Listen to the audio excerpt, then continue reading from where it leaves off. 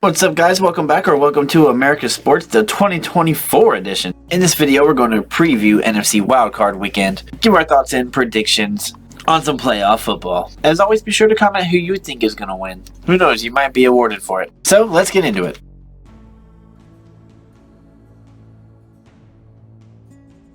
The first NFC matchup of Wildcard Weekend is set for Sunday at 4:30 p.m. EST. It's the Packers at the Cowboys. The Cowboys are favored by 7.5 with the over-under at 50.5.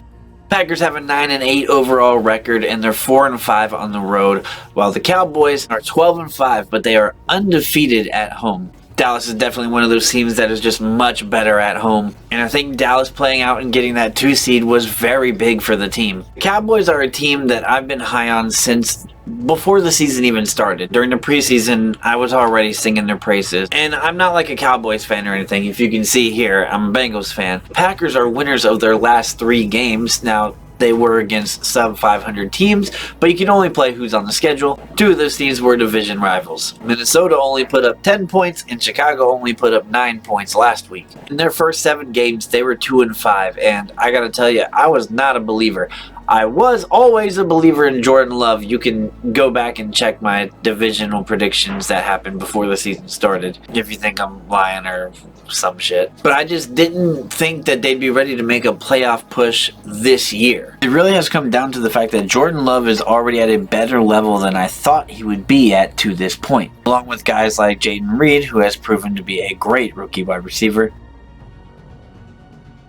As for the Cowboys, their first 7 games was the exact opposite. They started 5-2, and they've only lost 2 in a row once this year. Both were to AFC teams too, so in the grand scheme of things, it didn't matter as much. And both those games were on the road in back-to-back weeks. The Cowboys have one of the best wide receivers in the game, along with a quarterback who has been really feeling it, a running back that I love in Tony Pollard. Not to mention a few tight ends that they can use at any time, along with a stout defense. So you probably know where I'm going here. This year to me just feels different, and I know that Cowboys fans are, quite famous for saying that, but it really does kind of feel different for me. I'm not going to come out here and say the Packers have no chance and shit like that. That's just silly analysis that I hear from the talking heads on TV. And I'm going to stick with my guns here. I'm going to pick Dallas to win this game. I do think 7.5 is a lot in the playoffs, though, even for a 2-7 matchup. And the way that the Packers are playing, you have to give nothing but respect and credit to. So I'm going to say that they do not cover this. And I'm going under 50.5. I think it's going to be pretty close to that, though. Next up is the Sunday night game. That's the LA Rams at the Detroit Lions. Detroit is favored by 3 with the over-under at 51.5. The Rams are 10-7 while being 5-4 on the road, while the Lions are 12-5, finishing 6-2 at home. And I hope you got a nice dinner. I hope you got popcorn, snacks, whatever you need for this game, because this one's going to be a doozy. I think personally, this has a very high probability of being the best game of Wildcard Weekend. It's Matt Stafford versus his old team, and it's Jared Goff versus his old team.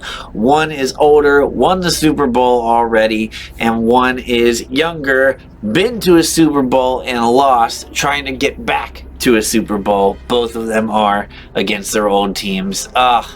You couldn't have drawn this one up any better. And it looks like the odds makers agree with me too, as this is the highest over-under of the weekend. Detroit fans are like Cincinnati fans were a couple of years ago, just starved for playoff success, and I know that place is going to be loud. Goff has made a resurgence in his career. He's thrown 30 touchdowns this year to an amazing wide receiver in Amon-Ra St. Brown and an amazing rookie tight end in Laporta. St. Brown and Laporta each had 10 receiving touchdowns. In fact, that was tied for the most touchdowns by a duo. The 2 that tied them was CeeDee Lamb and Brandon Cooks. Lamb with 12, Cooks with 8.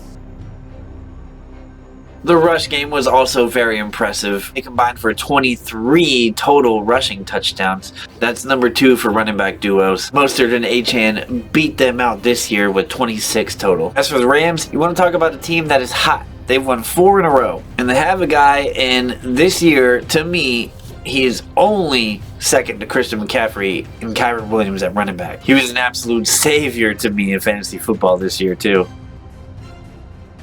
The Lions' offensive numbers are just a little bit better than the Rams are, but the Rams can score with you too. And then on defense, they're about the same too. The Rams hold teams to 1 less point per game. That's it. On total offense, the Rams give up about 2 more yards per game as well. So Detroit is at home, but this matchup is about as good as it gets, ladies and gentlemen. And I would not be shocked if the Rams won this. They are the more experienced team. That much is certain. Even a guy like David Montgomery hasn't seen the playoffs. It's just Jared Goff and a couple others. So I'm telling y'all right now, don't be shocked, but I'm not going to have the balls to pick against Detroit in that atmosphere this weekend. I picked Detroit to win.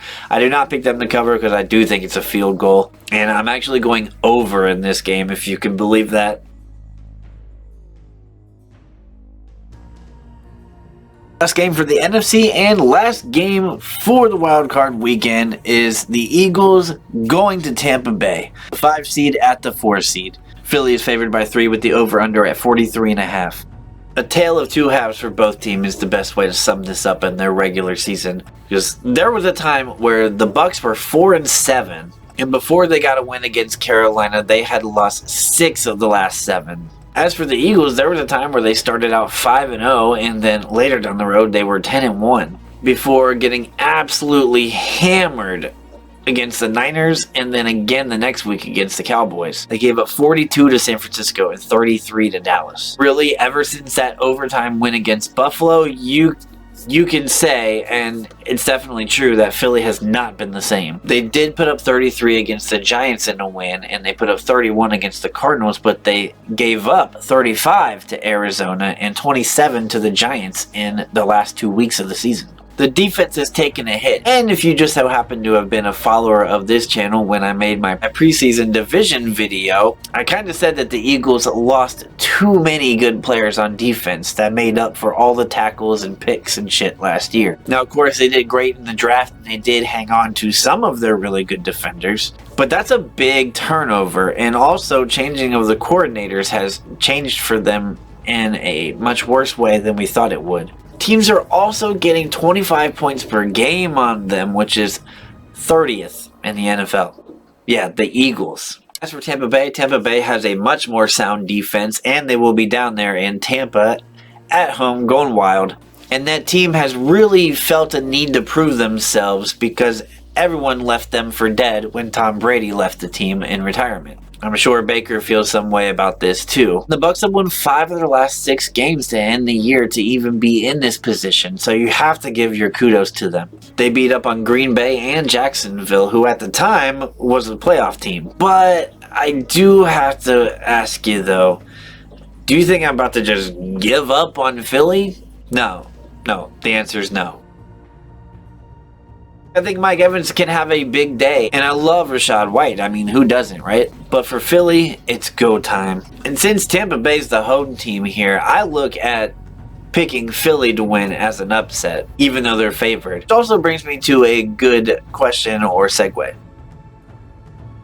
So is it high time for the NFL to change how they do seeding, or is this still the best way to do it? I like that if you win your division, you're guaranteed in the playoffs, but I do think the seeding here is a little bit wrong. Philly is a full 2 games better than Tampa Bay this year, and not to mention they beat Tampa Bay already this year. Philly's 11-6 and Tampa Bay is 9-8, yet Tampa is the team that gets to host this playoff game. And also in the AFC, Cleveland beat Houston. Cleveland was also the 5 seed, and they are also favored this weekend. Be sure to let me know what you guys think about that in the comments, and also give me your picks. Who do you think is going to win this weekend? That's it, guys. You'll see me in the next one, and I can't wait to talk even more football with y'all.